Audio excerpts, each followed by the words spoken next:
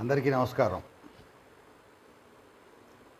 ఒక వకీల్గా మనకి ఎన్నో ఆలోచనలు వస్తూ ఉంటాయి. ఇది ఎలా వచ్చింది, అలా ఎలా వచ్చింది, ఈ విషయానికి ఏమిటి, దీనికి నిరూపణ ఏమిటి అని అలా ఆలోచిస్తున్నప్పుడు రాజ్యాంగం వచ్చింది. భారతదేశానికి 1947లో స్వాతంత్రం వచ్చింది పూజ్య బాపూజీ గారి ద్వారా, భగత్ సింగ్ గారి త్యాగంతో.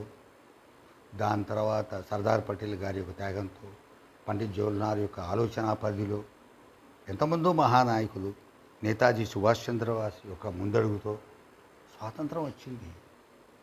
ఇల్లు అలగ్గానే పండగ కాదుగా, రంగులేయంగానే పెళ్ళి కాదుగా. ఎట్లా? అప్పటికి దగ్గర ఒక 60-70 కోట్ల మంది జనాభా ఉన్న దేశం, చిన్న దేశం కాదు.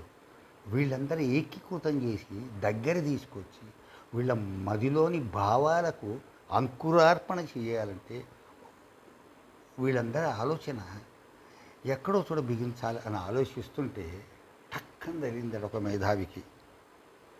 బహుశా బాబా అంబేద్కరే ఉండొచ్చు, ఆయన తరఫు వాళ్ళే ఉండొచ్చు, ఆ డ్రాఫ్ట్ కమిషన్లు పెద్దవాళ్ళే ఉండొచ్చు. 18 ఏళ్ల నుంచి ఉన్నవాడికి హక్కు ఇవ్వాలి. ఏ హక్కు? ఎలక్షన్ హక్కు. ఎలా ఇవ్వాలి? ఒక పెట్టెలో తన ఆలోచనని ఇంతమంది నిలబడి ఉంటే దాన్ని ఎవరికి వేయాలి, అతను మనకి ఏ విధంగా బాగుబోగులు చేస్తాడు అని అప్పుడు వచ్చింది ఎలక్షన్ కమిషన్. అది ఒక రాజ్యాంగబద్ధమైన బాడీ. దాన్ని ప్రెసిడెంట్ ఆఫ్ ఇండియా ఎస్టాబ్లిష్ చేస్తారు. ప్రారంభంలో 1950లో జనవరి 25న కమిషన్ ఫామ్ అయింది. దాని తర్వాత మొదటి మెంబరు, దాని తర్వాత అప్పుడు సుకుమార్ సెన్, దాని తర్వాత 3 మెంబర్లు అయ్యారు. దాని తర్వాత మీకు అందరికీ తెలుసు శేషన్ గారు వచ్చారు. రాజ్యాంగం అంటే ఏమిటో చూపించాడు, దేశ భవిష్యత్ అంటే ఏమిటో చూపించాడు. ప్రతి ఒక్క 18 ఏళ్ల నుంచి వృద్ధుడి వరకు తన ఆలోచనను ఏ విధంగా నిబిడీకృతం చేసి పెట్టెలో దాచి నాకు వాడే కావాలి రాజ్యాంగం అని తీసుకొచ్చిన వ్యక్తి. అటువంటి పరిధిలో నుంచి 3 మెంబర్లు రావటం.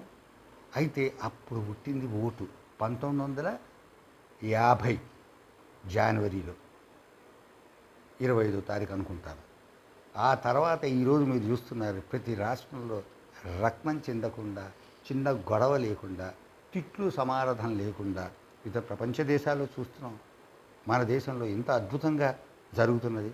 దానికి కారణం ఈ రాజ్యాంగబద్ధమైన 142 కోట్ల మంది ప్రజానీకం చక్కగా వాడు నచ్చిన వ్యక్తిని ఎన్నుకొని నాకు ఇతనే రాజు, ఇతనే రారాజు, ఇతనే రేరాజు అనుకోవడం జరిగింది. అది గొప్ప విషయం. కాబట్టి వచ్చిన విన్నపం ఏంటంటే, ఎంత గొప్ప దేశం అండి, రక్తం చిందకుండా మనకు కావాల్సిన వ్యక్తిని ఎన్నుకుంటున్నాం. మొన్న ఎలక్షన్స్లో కేరళలో చూసాం, దాంతో తమిళనాడులో చూసాం, దాంతో ఎక్కడెక్కడో చూసాం. అనామకుడైన వాడు నామకుడు అయిపోయి రాజ్యాన్ని వెళ్తున్నాడు. ఆలోచన పరిధిలో దేశాన్ని పురోభివృద్ధి చేస్తున్నాడు, అభివృద్ధి చిహ్నంగా నిలబెడుతున్నాడు. ప్రపంచ దేశాల్లో biggest democracy in the world and also largest democracy in the world without any blood shed. కాబట్టి వాళ్ళందరికీ జోహార్లు. ఈరోజు మనం శ్వాస పీల్చుకుంటున్నాం, ఈ ఊపిరి స్వాతంత్ర ఊపిరిలో ఉన్నాం, స్లోగన్స్ ఇస్తున్నాం, ఈ దేశం మంది అని చెబుతున్నాం. ఆ ఓటు హక్కే బుల్లెట్ కన్నా బలమైంది. ఎవడో బ్రిటిషర్ అన్నట్ట, భారతదేశం యొక్క వ్యక్తిని మనం కాలుస్తే 6 షిల్లింగ్స్ దండగని. ఇప్పుడు అందరూ ఆశ్చర్యపోతారు. ఒక చిన్న చిట్టు కాగితం. ఇప్పుడు ఈవీఎంస్ వచ్చినాయనుకోండి, మన దేశ భవిష్యత్తు నిబిడీకృతమై ఈరోజు చక్కటి మన వాళ్ళ మధ్యలోనే అనుకుంది. దానికి కారణం ఓటింగ్ హక్కు, ఎలక్షన్ ఫ్రాంచైజ్. దానికి మనందరం జోహార్. జై భారత్. మేరా భారత్ మహాన్.